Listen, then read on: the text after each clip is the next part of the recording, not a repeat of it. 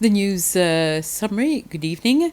The South African COVID-19 variant is present in Seychelles. This is according to results of tests carried out in the KEMRI laboratory in Nairobi, Kenya, on 14 samples collected in Seychelles between June 2020 and March this year. The result was announced by the Public Health Commissioner, Dr. Jules Gédéon, during this afternoon's press conference. As of the last update, there are 389 active COVID-19 cases in Seychelles, including 6 health workers. This brings the total number of cases recorded so far to 4,376, with 25 deaths. The latest victim was a health worker. On the other hand, the healthcare agency has announced that the Berjaya Beauvallon Bay Hotel will no longer be occupied as an isolation facility of the Ministry of Health, and that the resort has already been returned to its management.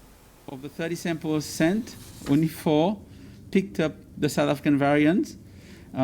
These were samples taken in February 2021. Based on the epidemiology of what we've been noticing, it would appear that the strain may have been there for about a month or 2, even before that. For us, the implication, it just shows that we have to continue taking the measures in place.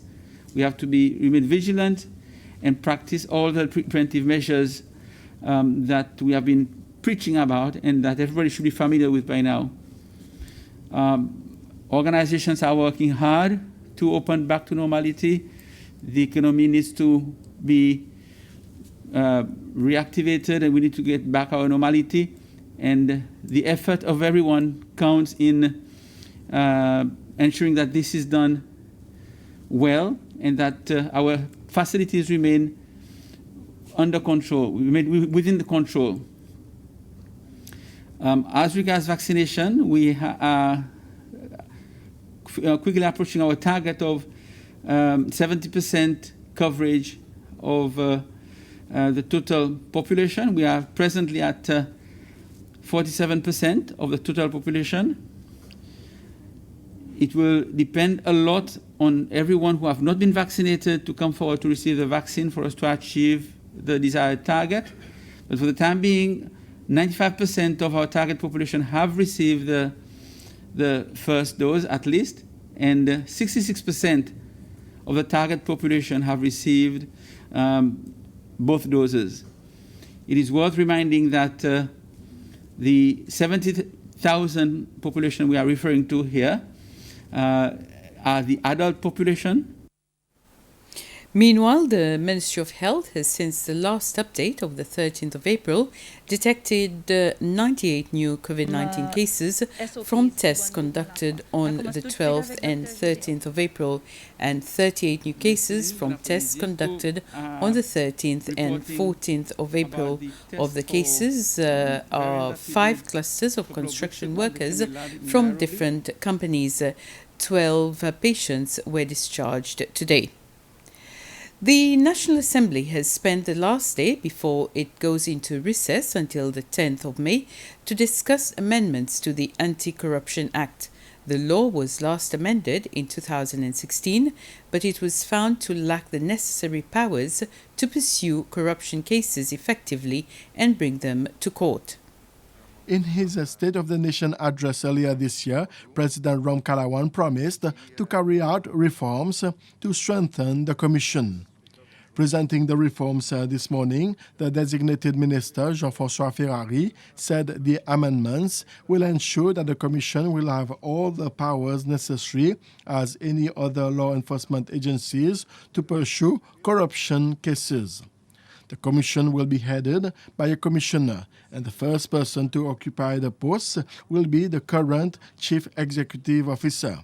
The post of CEO will be abolished, as well as the chairman, vice chairman, and 5-member commission.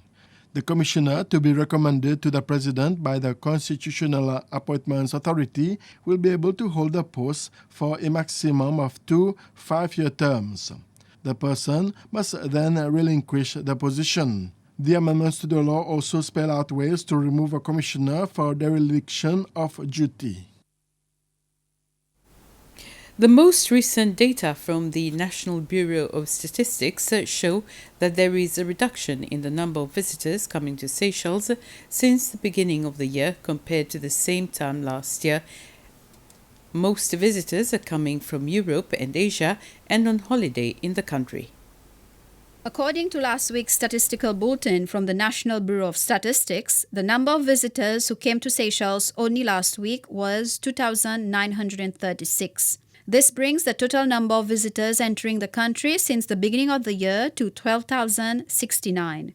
This figure represents an 87% reduction compared to 2020 in the number of visitors traveling to Seychelles, which stood at 92,646 in 2020. This year's figure is also lower than the figure for 2019, which was 118,891 visitors.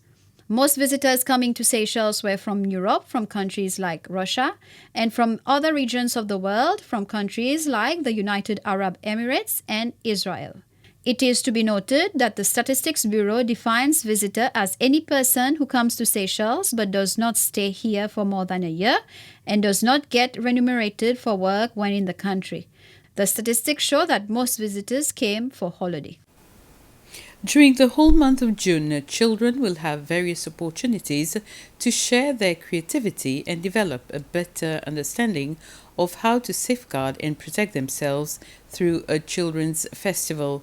This activity is being organized for the first time by the National Council for Children, the NCC.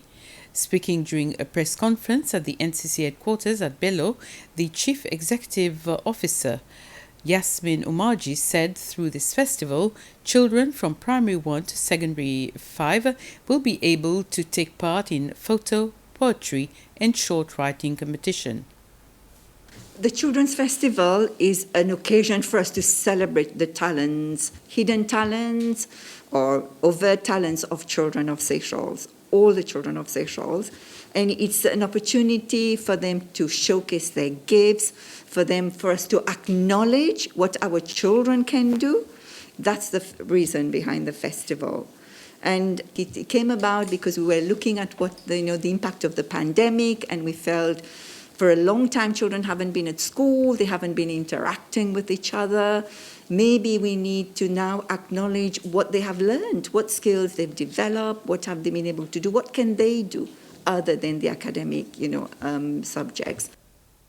The Ministry of Agriculture, Climate Change and Environment is inviting the public on Mahé, Praslin and La Digue to register for the Aldabra Giant Land Tortoise Census 2022. Due to COVID-19, the ministry is implementing a new strategy for registrations where owners are requested to register by filling out an application which will be available on its online platform, Facebook page and website www.meecc.gov.sc. The registration will be open until September 2021. And with this, we come to the end of this news summary. Have a pleasant evening.